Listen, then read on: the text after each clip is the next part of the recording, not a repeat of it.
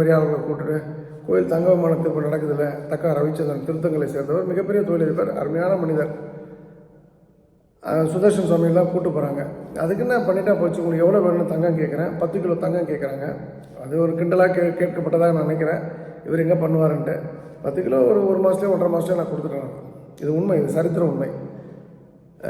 Paper நியூஸ்லாம் இருக்குது. ஒரு மக்களை 1 கிலோமீட்டர் 1 கிலோமீட்டர் நிற்க வச்சு தங்கம் கொடுக்க வச்சதெல்லாம் நான் பார்த்துருக்கேன். நீங்கள் பார்த்துருக்க வாய்ப்பில்லை.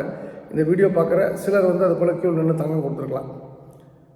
எவ்வளோ பேர் மனமுகந்து அந்த விஷயத்துக்கு தங்களை இன்வால்வ் பண்ணாங்க. அதுக்கப்புறம் 2014 கும்பாபிஷேகம், அதுக்கப்புறம் 2018 கலைஞர் அவர்கள், 2018-19 கலைஞர் எப்போ இறந்தார், அவர் இறந்ததுன்னா இறந்த அன்றைக்கி ஆகஸ்ட் 7 நினைக்கிறேன் கரெக்டு. ஆகஸ்ட் 8 கோயிலில் எங்களுக்கு அன்றைக்கி 4ஆம் நாள் உற்சவம் எங்கள் பேரில் இருந்தது. அதை பண்ணுறேன்.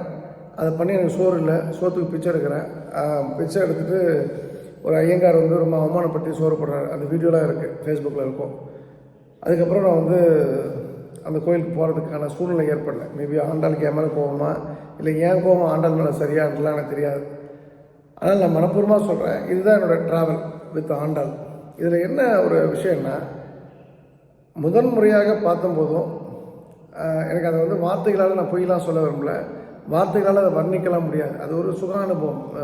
சுகர் எப்படி இருக்குன்னா டேஸ்ட்டாக இருக்கும், இனிப்பாக இருக்கும்னு சொல்லலாம். இனிப்பு எப்படி இருக்குன்னு கேட்டால் நம்ம என்ன சொல்ல முடியும்? சொல்ல முடியாது. அதுக்கு வார்த்தைகள் இல்லை. மைசூர் பாக் மாதிரி இருக்கும், சீனி மிட்டாய் போல இருக்கும், அப்படி தான் சொல்ல முடியும். இனிப்புக்கு என்ன உங்களை புரிய வைக்கணும்னா நீங்கள் சாப்பிட்டா தான் அதை ஃபீல் பண்ண முடியும். ஆனால் அதுக்கப்புறம் எப்போ ஆண்டாள் கோயிலுக்கு போனாலும், இன்ஃபேக்ட் அன்றைக்கி அந்த தீபாரணையே கூட கரண்ட் கட்டாகி தான் அந்த தீபாரணை நான் பார்த்தேன். என்னோடய மெமரி கரெக்ட்லாம். திரும்பவும் சொல்கிறேன், எங்கன்றது தெரியாது. எந்த இடத்துல அவர் பார்த்தாரு, எந்த இடத்துல உட்காந்தான்னு தெரியாது. திருச்செந்தூர் நடந்ததும் இதே போல தான். இது உண்மை, சத்தியமான உண்மை.